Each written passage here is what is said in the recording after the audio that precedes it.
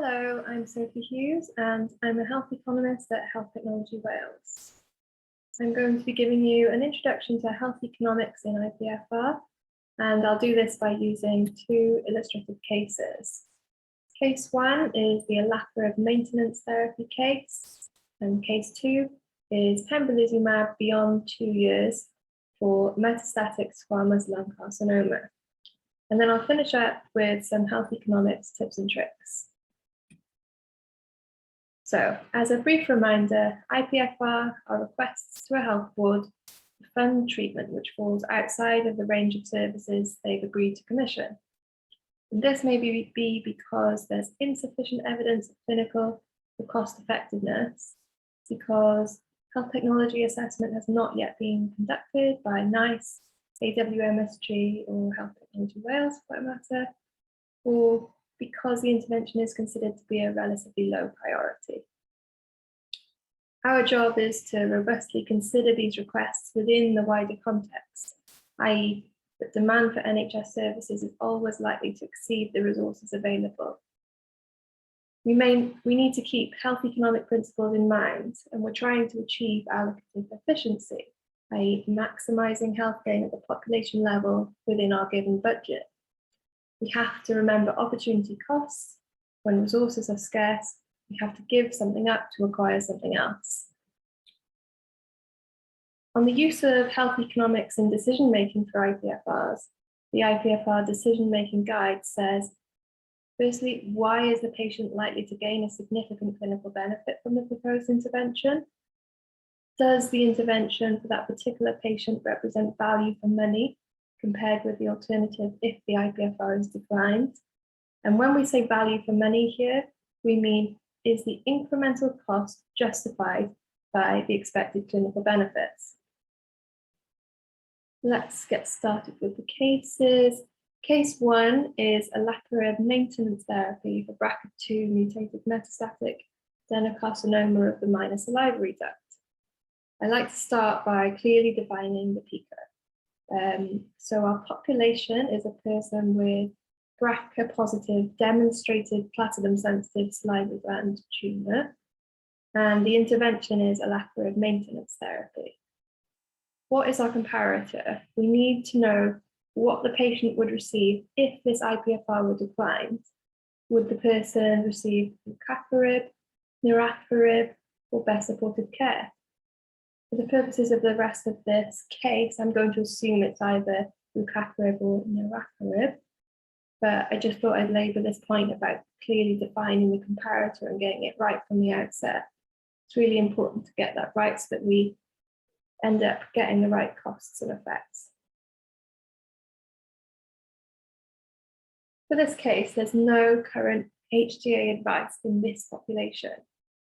Salivary gland cancer is really rare, and such disease associated with BRCA mutations is even rarer, so a licensed indication is unlikely. While we've no HTA advice in our population of interest, maintenance therapy is now licensed in BRCA mutated ovarian, breast, and pancreatic cancer, with NICE approval either in place or being sought. So, as we've no HTA advice, I picked this out of the IPFR decision-making guide. On the first consideration, whether the patient is likely to gain significant clinical benefit, the IPFR application states that the BRCA mutation and excellent response to platinum-based chemotherapy suggests that this patient is exceptionally more likely to respond to this maintenance treatment. The second point from the decision-making guide is about value for money, i.e., is the additional cost compared with the alternative justified by the expected health benefit, which is derived by opting for Olaparib compared with the alternative.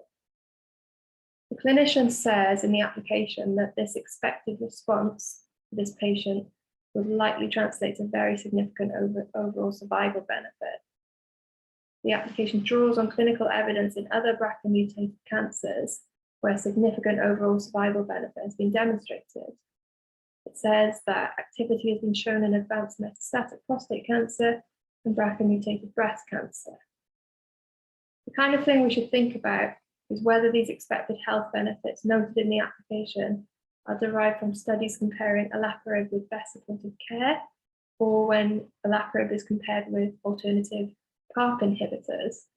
We're trying to make sure that we're considering evidence that most closely matches the PICO that we defined earlier. Without any economic evidence to tell us whether a treatment is cost effective, we're trying to weigh up the two options in our heads. Here's a simple decision tree.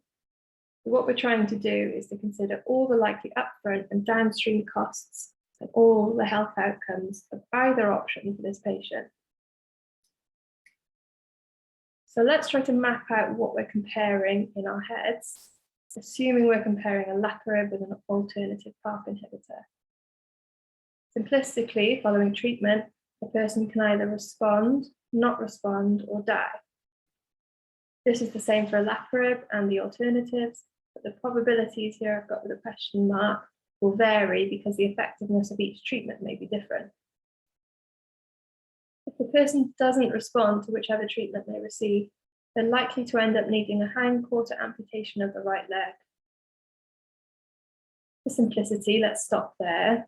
We've got the two options to be compared, mapped out in our minds, and we need to think about which one is cost effective.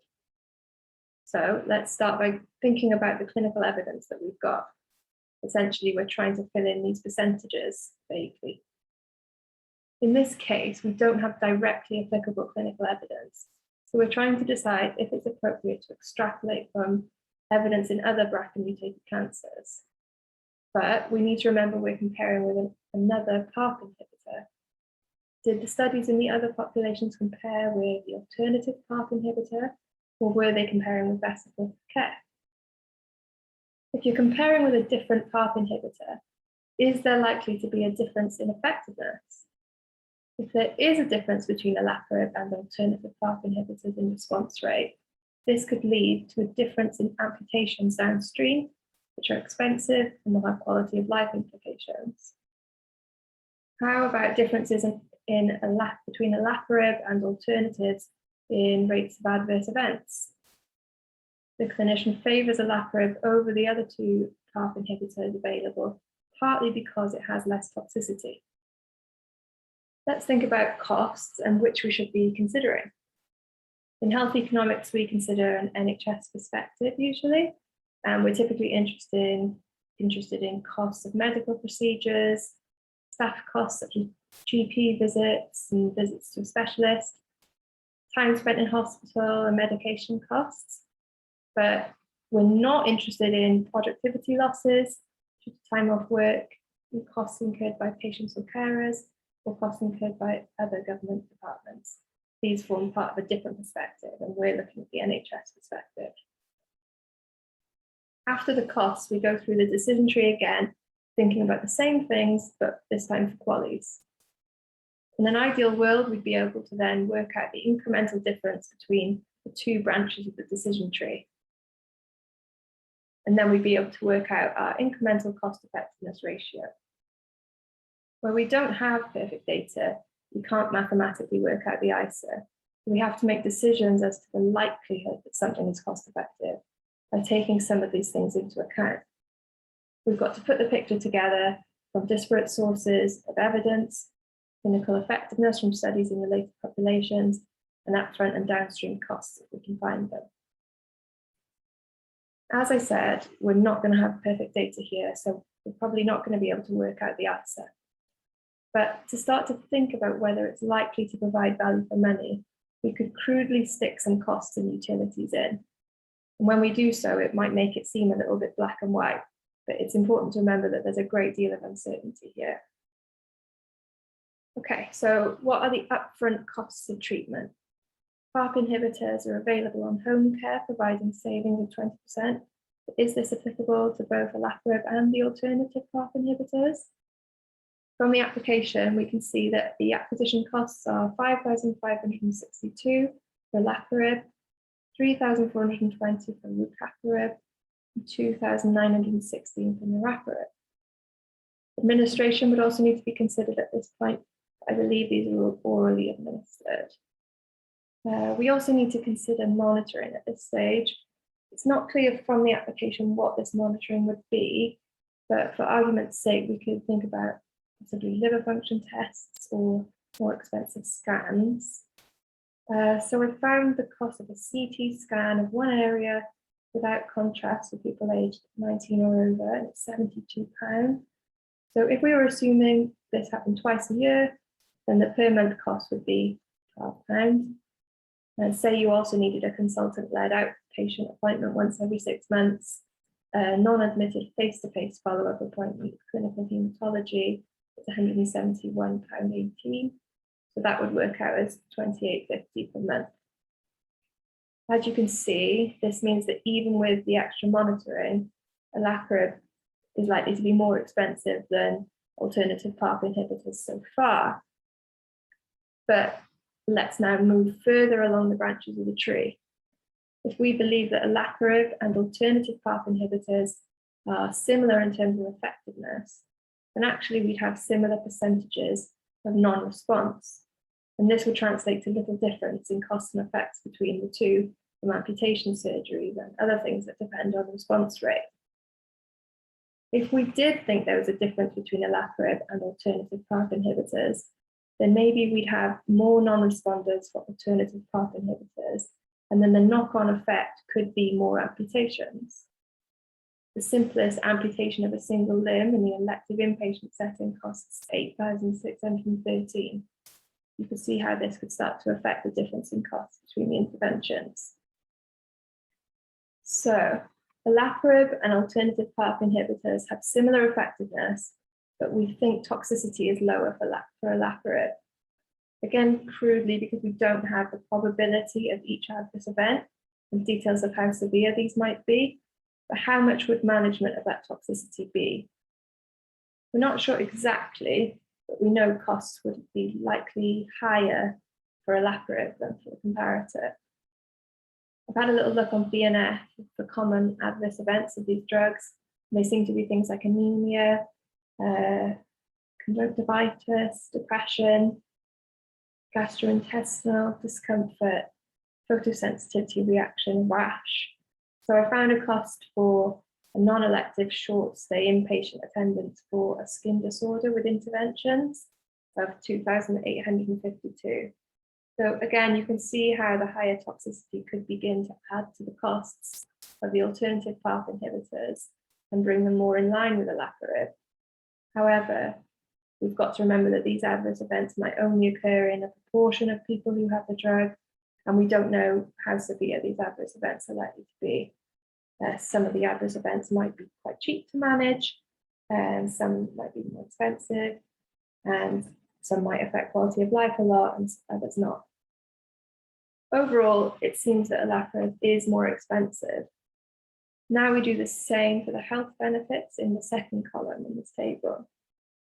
Assuming similar effectiveness between Olaparib and the alternatives, the difference between the interventions probably results from the different toxicity profiles. In summary, we think that it's likely that Olaparib is a bit more expensive, but with slightly higher QALYs. Weighing up, where do we judge that the ICE will fall? The possible outcomes are that intervention 1, Olaparib, is more costly and less effective, dominated, less costly and more effective, dominating, less costly and less effective, and more costly and more effective.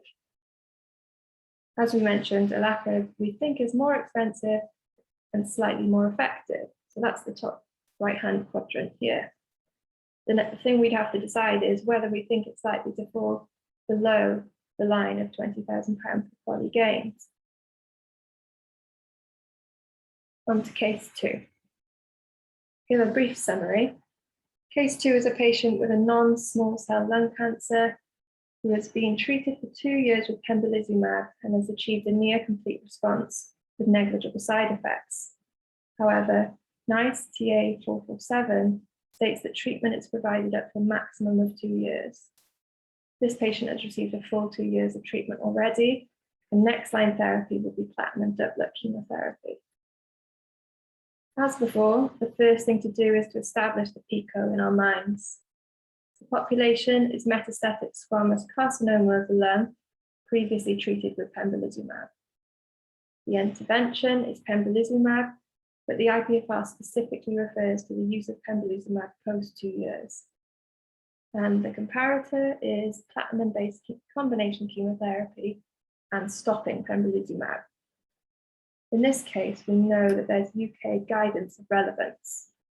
Let's consider the specifics of this NICE guidance, which prohibits the use of pembrolizumab after 2 years. NICE recommend pembrolizumab as an option if it is stopped after 2 years. Let's consider what the IPFR policy says about cases where guidelines recommend not to use the intervention. It says, are the patient's clinical circumstances different from those in whom the recommendation was made? What do we think about this? As a reminder, our patient has been on pembrolizumab for 2 years and it's been working very well, scans showing good results, and recent scans showing radiological remission. The patients had very few side effects.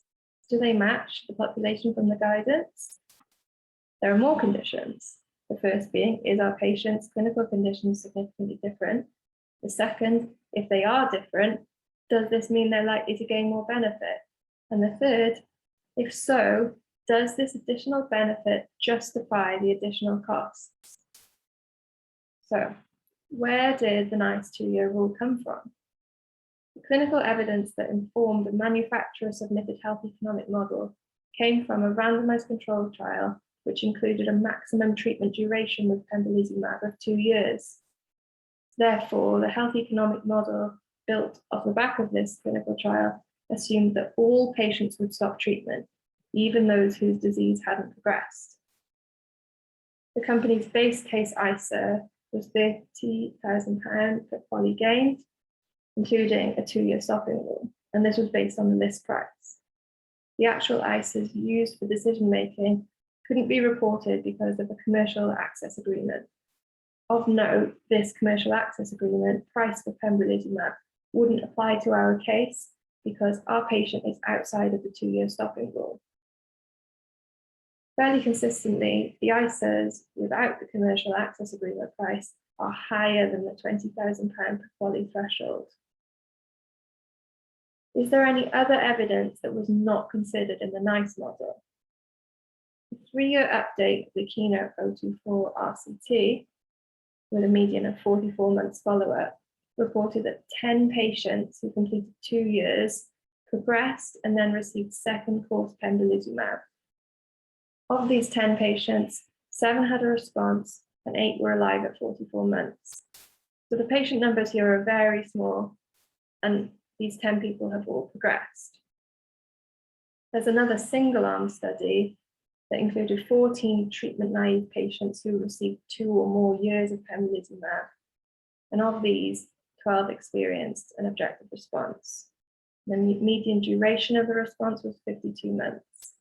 The estimated 5-year survival for these 14 patients was 78.6, whereas the overall cohort was 23.2. As I mentioned, the health economic model assumed that all patients stopped pembrolizumab at 2 years. But without any economic evidence to tell us whether treatment is cost-effective beyond 2 years specifically, we're back to trying to weigh up the two options in our heads to make a value judgment. Here's a simple decision tree again. We have to consider all the likely upfront and downstream costs and all the health outcomes of either option for this patient. In an ideal world, we could work out the incremental difference between the two, dividing the difference in total cost for the difference in total polys to give us the ICER. But as before, we don't have perfect data, so we're trying to make decisions about the likelihood that something is cost effective.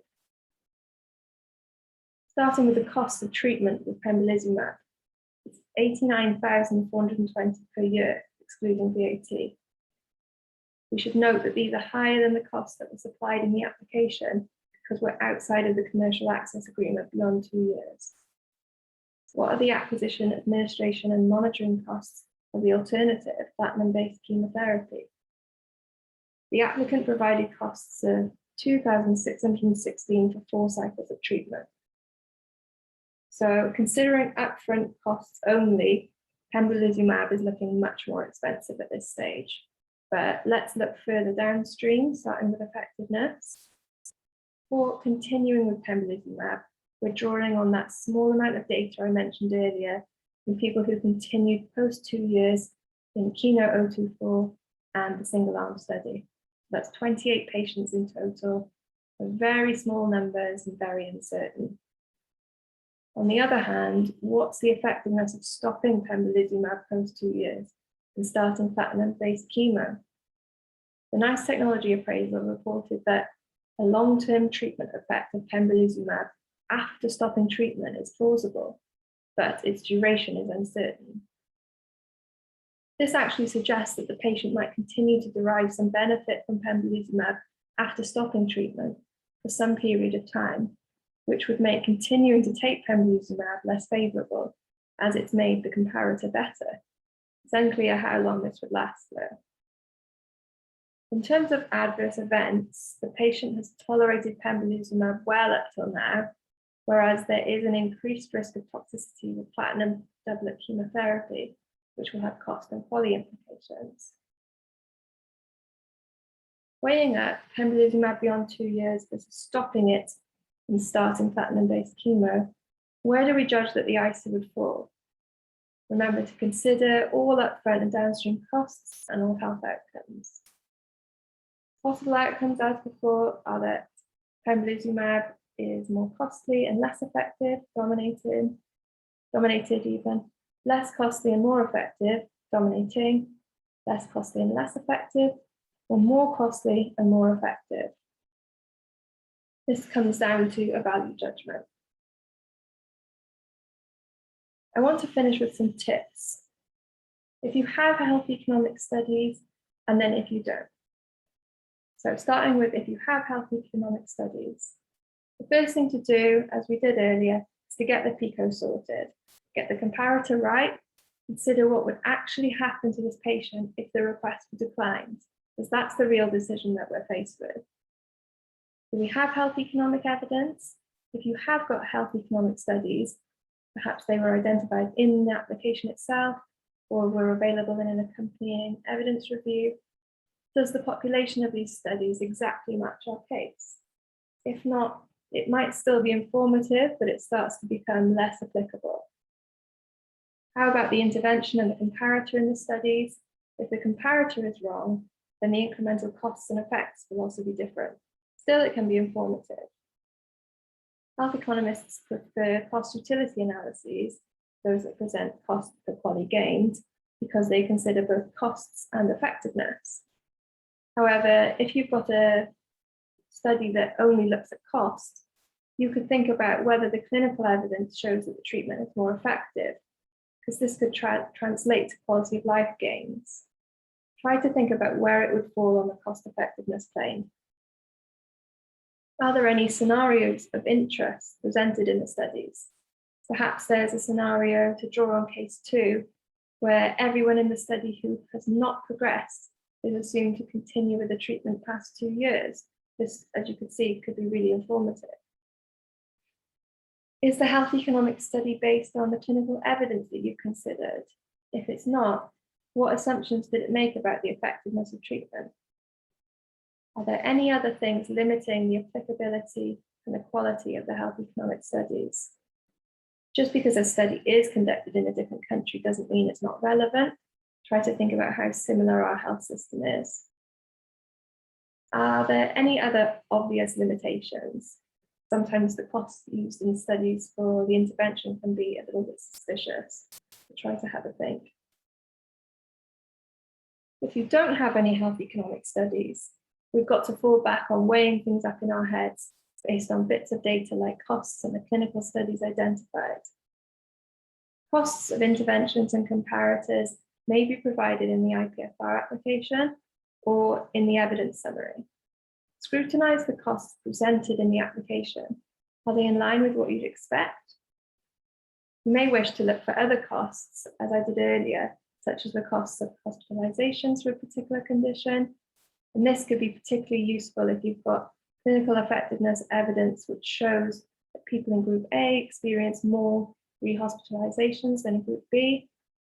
You could ask the clinicians for costs, or you can try to find them by HRG in the NHS reference costs. Drug costs are on the BNF, and some items like dressings and things like that are on NHS supply chain. GP costs on the Personal Social Services Support Unit, PSSRU, or you could get these things maybe by asking local health boards, consulting formulary lists. On the other hand, for QALYs, it can take a little bit of digging to find utility estimates, especially UK ones. You could try Googling cost utility analysis and the drug name for the population you're looking for, and go from there. So we started with a discussion of the consideration of health economics in IPFR. Covered two cases, one with no HDA advice and one with negative HDA advice, and then finished with some tips on what to think about when we do and do not have health economic evidence. That's everything. Thank you for listening.